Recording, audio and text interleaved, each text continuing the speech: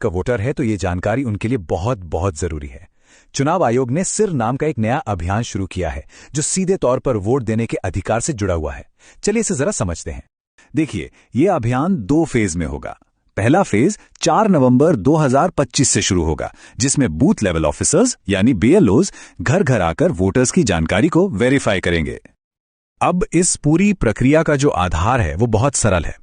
2025 की जो voter list है उसकी तुलना सीधे सीधे साल 2002 की लिस्ट से की जाएगी और इसी तुलना के आधार पर हर वोटर को ए से लेकर एफ तक 6 अलग अलग कैटेगरीज में बांटा जाएगा। मतलब 2002 की वो लिस्ट ही एक तरह से सब कुछ तय करने वाली है। तो सवाल ये उठता है कि किसी को कौन सी कैटेगरी मिलेगी। इसके लिए 2 मुख्य चीजें देखी जाएंगी। पहली, वोटर की उम्र, और दूसरी, 2002 की वोटर लिस्ट में उनके परिवार का नाम है या नहीं। ठीक है, तो सबसे पहले ग्रुप को देखते हैं। ये वो लोग हैं जिनकी उम्र 38 साल या उससे ज्यादा है, यानी जिनका जन्म 1 जुलाई 1987 को या उससे पहले हुआ है।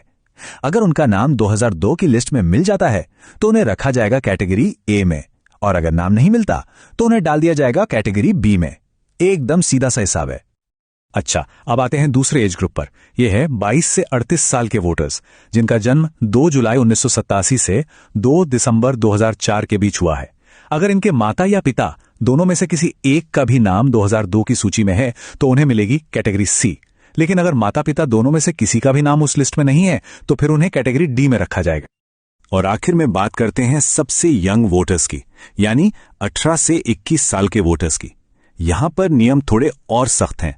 इन्हें कैटेगरी ई में आने के लिए माता और पिता दोनों का नाम 2002 की लिस्ट में होना जरूरी है। अगर एक का भी नाम नहीं मिला तो उन्हें सीधे कैटेगरी एफ में डाल दिया जाएगा। तो ये जो A B C D categories हैं, इनका आखिर मतलब क्या है? इसका जवाब मिलता है हमें दूसरे फेज में। आपकी कैटेगरी ही ये तय करेगी कि आपको अपना वोट देने का अधिकार बनाए रखने के लिए कौन से और कितने डॉक्यूमेंट्स जमा करने पड़ेंगे, और कुछ मामलों में अपना वोट देने का अधिकार बचाने के लिए इतने डॉक्यूमेंट्स तक देने पड़ सकते हैं। चलिए इस टेबल को जरा ध्यान से समझते हैं। अगर कोई कैटेगरी ए में है तो बहुत बढ़िया, उन्हें कोई प्रूफ नहीं देना होगा। बी, सी और ई कैटेगरी के लोगों को सिर्फ अपना एक प्रूफ देना होगा। लेकिन कैटेगरी डी वालों को अपना और अपने माता या पिता में से किसी एक का यानी कुल 2 प्रूफ देने होंगे। और सबसे ज्यादा कैटेगरी एफ वालों को अपना और अपने माता पिता दोनों का मतलब कुल 3 प्रूफ पेश करने होंगे। और सबसे जरूरी बात, अगर ये प्रूफ नहीं दिए जा सके तो मतदाता सूची से नाम हटने का पूरा खतरा है। तो अब सबसे बड़ा सवाल, आखिर किया क्या जाए? घबराने की जरूरत बिल्कुल नहीं है। कुछ बहुत आसान कदम हैं जो अभी से उठाए जा सकते हैं ताकि आगे चलकर कोई भी परेशानी ना हो। तो सवाल यह है कि पहले फेज की तैयारी के लिए हम अभी से राइट नाउ क्या कर सकते हैं?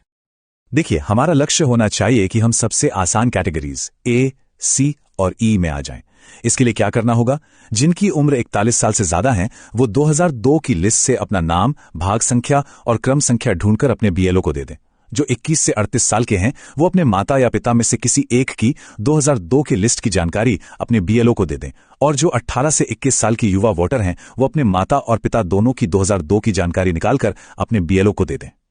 एक बात याद रखिए, अभी से ये थोड़ी सी मेहनत करने का फायदा बहुत बड़ा है। जब पहले फेज में बीएलओ वेरिफिकेशन के लिए आएंगे ना, तो उनके लिए आपको ए, सी या ई जैसी आसान कैटेगरी में डालना बहुत सिंपल हो जाएगा और आप भविष्य की बड़ी मुश्किलों से बच जाएंगे। आखिर में ये सारी मेहनत सिर्फ किसी दस्तावेज के लिए नहीं है। जैसा कि इस गाइड में कहा गया है, ये इसलिए है ताकि हमारा वोट देने का अधिकार बरकरार रहे और हम लोकतंत्र को बचा सकें। तो जागरूक रहिए, अपनी जानकारी तैयार रखिए और इस जरूरी संदेश को दूसरों तक भी जरूर पहुंचाइए।